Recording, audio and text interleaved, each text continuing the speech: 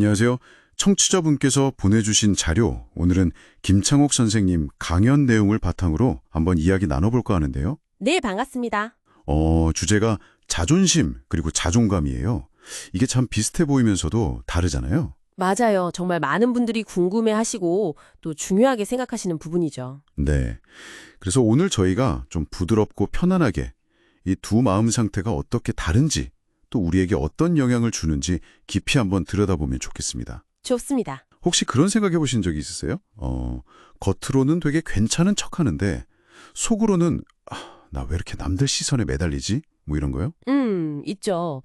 자존심은 센데 뭔가 자존감은 바락인 것 같고 그런 느낌? 네, 바로 그거예요. 아마 공감하시는 청취자분들 꽤 계실 것 같은데요. 네, 그럴 겁니다. 그럼 그 차이점부터 한번 짚어볼까요? 좋아요. 자료에서 김창옥 선생님은 이 둘을 아주 명확히 나누시더라고요. 자존심은 어디서 온다고 하셨죠? 그건 비교에서 온다고 하셨어요. 내가 남보다 좀 나은가, 혹은 못한가, 이런 거요. 네, 끊임없이 남들과 나를 재보는 마음, 그게 자존심이라는 거군요. 그렇죠. 근데 이게 흥미로운 게 김창옥 선생님 비유를 보면요. 자존심이 때로는 우리를 지키는 방패가 되기도 한대요. 방패요? 네.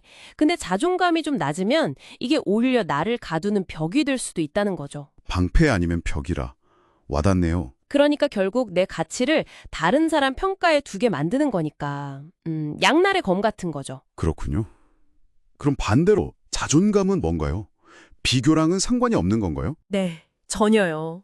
자존감은 뭐랄까 남들이 어떻게 보든 상관없이 그냥 나 자신을 괜찮게 봐주는 거예요. 그냥 나 자체를? 네, 있는 그대로. 부족한 점이 있어도 그래도 나 괜찮아 하고 받아들이는 마음, 내 존재 자체에 대한 긍정, 뭐 이렇게 볼 수 있겠죠. 존재 자체에 대한 긍정. 좋은 말이네요. 근데 사실 현실에서는 자존심만 세고 자존감은 좀 낮은 분들 어렵지 않게 보잖아요. 그렇죠. 꽤 많죠. 이런 분들은 어떤 특징이 있을까요? 자료에서는 뭐라고 하나요? 네, 자료를 보면요. 겉으로는 굉장히 당당해 보일 수 있어요. 강해 보이고. 네네. 근데 속으로는 불안감이나 좀 열등감 같은 걸 많이 느낀다고 해요. 내면은 다르군요. 네. 그래서 다른 사람 인정이나 칭찬 이런 거에 엄청 목말라 하고요. 반대로 누가 조금만 안 좋게 얘기하거나 비판하면 쉽게 상처받고 무너지고. 타인 평가에 그렇게 쉽게 흔들린다는 거군요. 맞아요. 그게 핵심이에요. 가치 기준이 내 안에 있는 게 아니라 밖에, 그러니까 타인에게 있는 거죠. 다른 사람이 좋아요 해줘야, 너 괜찮다 해줘야만 내가 가치 있다고 느끼니까. 듣고 보니 그게 참 불안정한 상태일 수밖에 없겠네요. 그렇죠. 항상 눈치 보게 되고 관계에서도 솔직하기보다는 내가 어떻게 보일까 이걸 더 신경 쓰게 되고요. 내면의 중심이 좀 약하다는 신호로 볼 수 있어요. 그럼 어떻게 해야 이런 상태에서 벗어나서 좀 건강한 자존감을 키울 수 있을까요? 김창욱 선생님은 어떤 방법들을 이야기하시나요? 네, 여기서 이제 중요한 해결책들이 나오는데요. 한 3가지 정도로 요약할 수 있을 것 같아요. 네, 궁금하네요. 첫 번째는 뭔가요? 첫째는 자기 자신을 있는 그대로 인정하기. 있는 그대로 인정하기. 네, 완벽하지 않아도 괜찮다, 좀 부족해도 이런 나도 나지 하고 스스로한테 말해주는 연습이에요. 쉽지 않지만 중요하겠네요. 두 번째는요? 둘째는 타인의 시선에서 좀 자유로워지는 연습이에요. 시선에서 벗어나기. 네, 이게 물론 어렵죠. 근데 내 삶의 기준, 뭐랄까 좋고 싫음, 옳고 그름 이런 판단의 기준을 자꾸 남이 아니라 나에게 두려고 노력하는 거죠. 내 기준으로 판단하는 연습.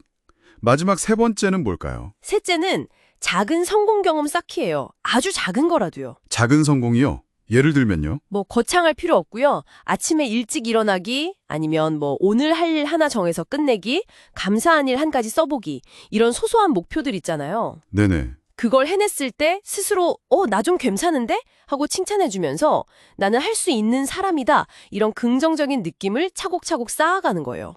그렇군요.